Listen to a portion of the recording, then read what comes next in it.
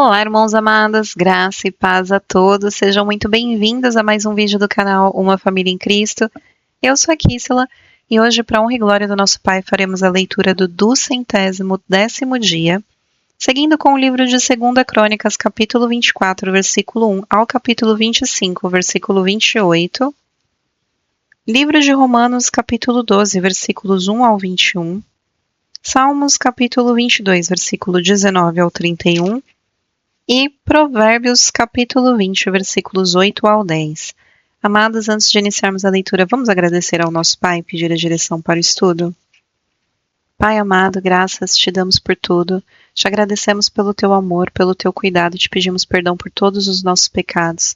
Te pedimos que o Espírito Santo de Deus nos dê a direção nessa leitura para que nós tenhamos entendimento da tua palavra de acordo com a tua vontade. Que assim seja em nome do Senhor Jesus Cristo. Amém. Livro de 2 Crônicas, capítulo 24, versículo 1 ao capítulo 25, versículo 28. Joás tinha 7 anos de idade quando começou a reinar e reinou 40 anos em Jerusalém. A mãe dele se chamava Zíbia e era de Berseba. Joás fez o que era reto aos olhos do Senhor todos os dias do sacerdote Joiada. Joiada lhe deu 2 mulheres, e ele gerou filhos e filhas. Depois disto, Joás decidiu restaurar a casa do Senhor, reuniu os sacerdotes e os levitas e lhes disse: Vão pelas cidades de Judá e levantem de todo o Israel dinheiro, para que todos os anos sejam feitos reparos no templo de seu Deus, e façam isso depressa. Porém, os levitas não se apressaram. Então o rei mandou chamar o sumo sacerdote Joiada e lhe perguntou: Por que você não exigiu que os levitas trouxessem de Judá e de Jerusalém o imposto que Moisés, servo do Senhor, pôs sobre a congregação de Israel para a tenda do testemunho? Porque a perversa Atalha e os seus filhos tinham arruinado a casa de Deus e usaram todas as coisas sagradas da casa do Senhor no culto aos Baalins. O rei deu ordem e fizeram um cofre e o puseram do lado de fora, junto ao portão da casa do Senhor. Publicou-se em Judá e em Jerusalém que trouxessem ao Senhor o imposto que Moisés, servo de Deus, havia colocado sobre Israel no deserto.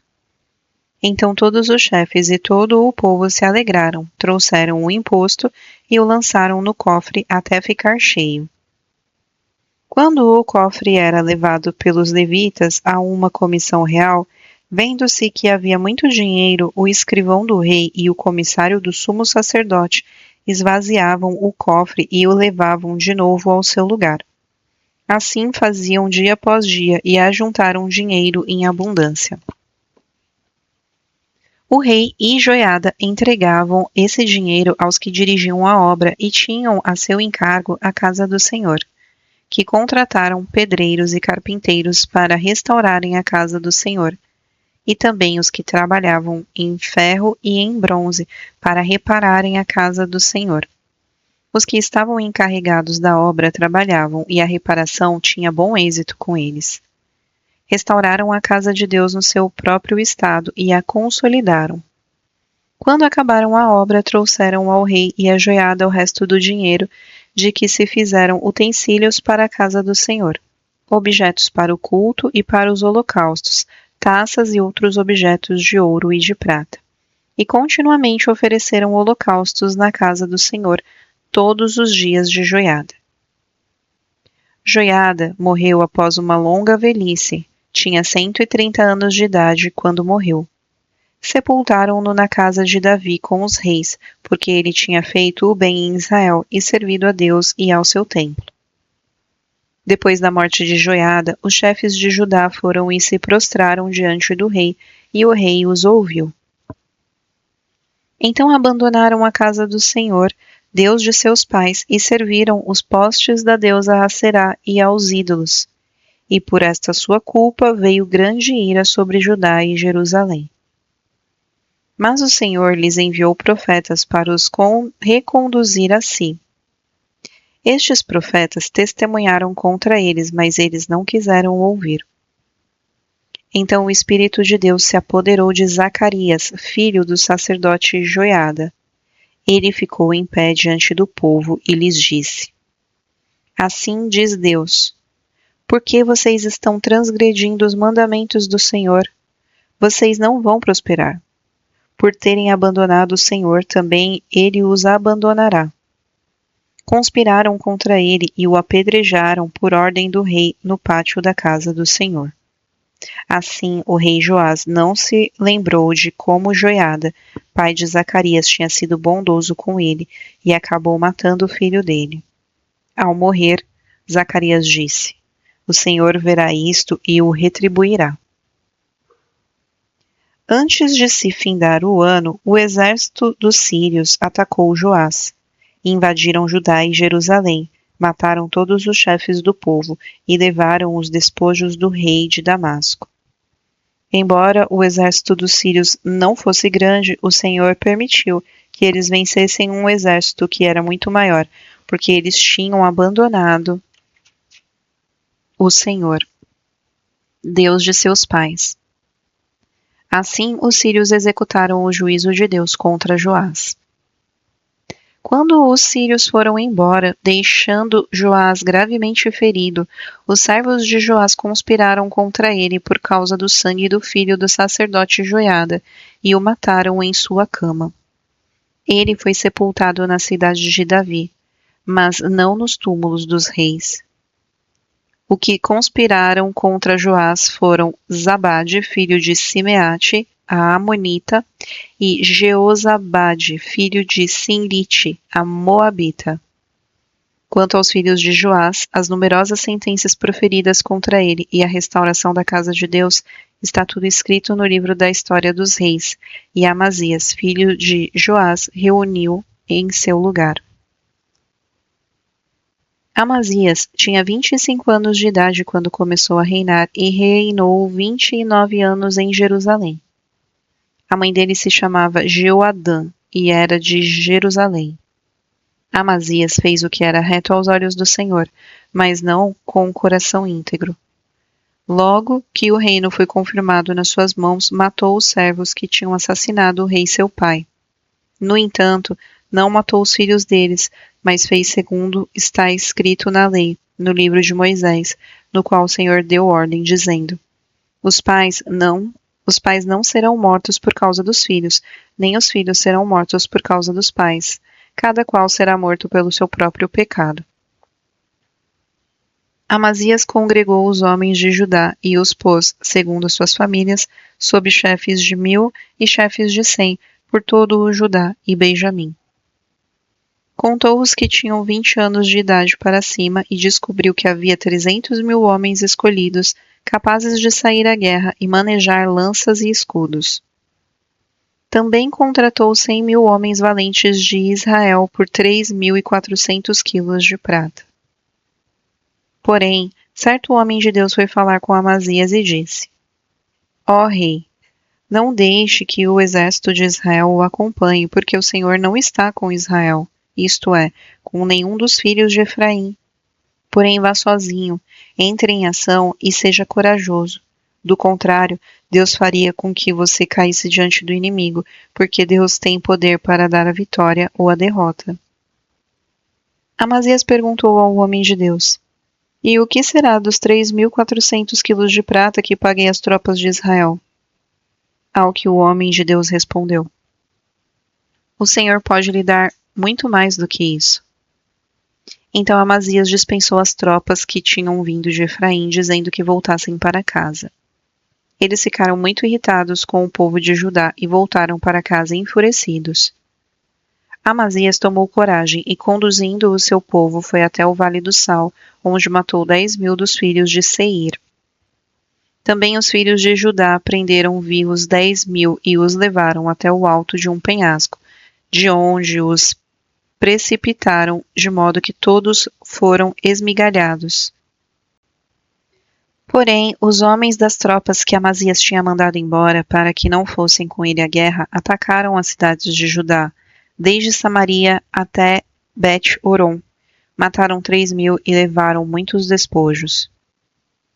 Quando Amazias voltou da matança dos Edomitas, trouxe consigo os deuses dos filhos de Seir, matou-os por seus deuses, adorou-os e lhes queimou incenso.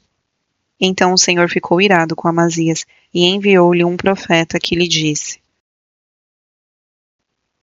Por acaso pusemos você por conselheiro do rei? Pare com isso, por que teríamos de matar você? Então o profeta parou, mas disse: Sei que Deus resolveu destruí-lo porque você fez isso e não deu ouvidos ao meu conselho. Então Amazias, rei de Judá, tomou conselho e enviou mensageiros a Jeoás, filho de Jeoacás, filho de Jeú, rei de Israel, dizendo: Venha me enfrentar no campo de batalha. Porém, Jeoás, rei de Israel, respondeu a Amazias, rei de Judá: O espinheiro que está no Líbano mandou dizer ao cedro que está lá: Dê a sua filha por mulher ao meu filho. Mas um animal selvagem que estava no Líbano passou e pisoteou o espinheiro. Você diz: Eis que derrotei os edomistas, e o seu coração se encheu de orgulho, para você se gloriar. Agora fique em casa. Por que provocar um mal que trará somente desgraça para você e para Judá? Mas Amazias não quis atendê-lo, porque isso vinha de Deus, para entregá-los nas mãos dos inimigos, porque buscaram os deuses dos edomitas. Então Jeoás, rei de Israel, avançou contra Amazias, rei de Judá, e eles se enfrentaram em Bet-Semes, que está em Judá. Judá foi derrotado por Israel, e os soldados tiveram de fugir para suas casas. Jeoás, rei de Israel, prendeu Amazias, rei de Judá, filho de Jeoás, filho de Jeoacás, em Bet-Semes. Levou-o a Jerusalém, onde derrubou uma parte da muralha da cidade, desde o portão de Efraim até o portão da esquina, numa extensão de mais ou menos 200 metros. Pegou todo o ouro e a prata e todos os utensílios que havia na casa de Deus, com Obed-edom, e os tesouros do palácio real, bem como alguns reféns, e voltou para Samaria. Amazias, filho de Jeoás, rei de Judá, viveu 15 anos depois da morte de Jeoás, filho de Jeoacás, rei de Israel. Quanto aos demais atos de Amazias, tanto os primeiros como os últimos, não está tudo escrito no livro da história dos reis de Judá e de Israel? Depois que Amazias deixou de seguir o Senhor, conspiraram contra ele em Jerusalém, e ele fugiu para Laques. Porém enviaram homens atrás dele até Laques e o mataram. Trouxeram-no sobre cavalos e o sepultaram junto aos seus pais, na cidade de Davi. Livro de Romanos, capítulo 12, versículos 1 ao 21.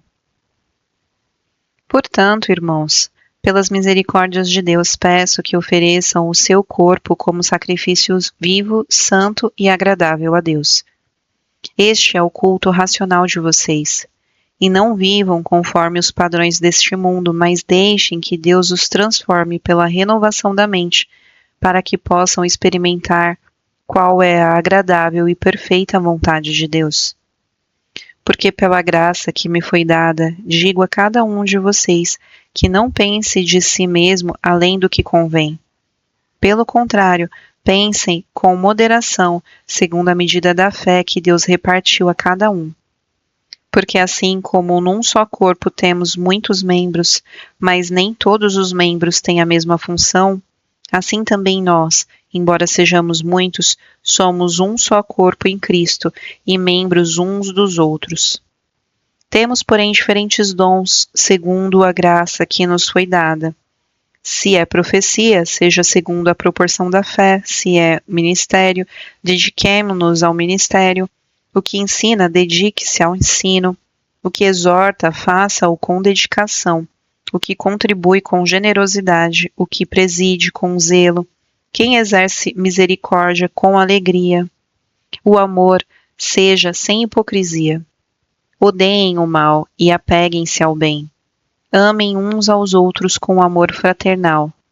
Quanto à honra, deem sempre preferência aos outros. Quanto ao zelo, não sejam preguiçosos.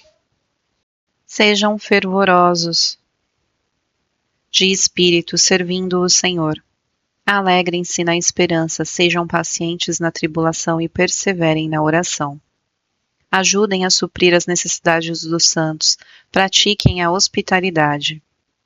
Abençoem aqueles que perseguem vocês, abençoem e não amaldiçoem. Alegrem-se com os que se alegram e chorem com os que choram.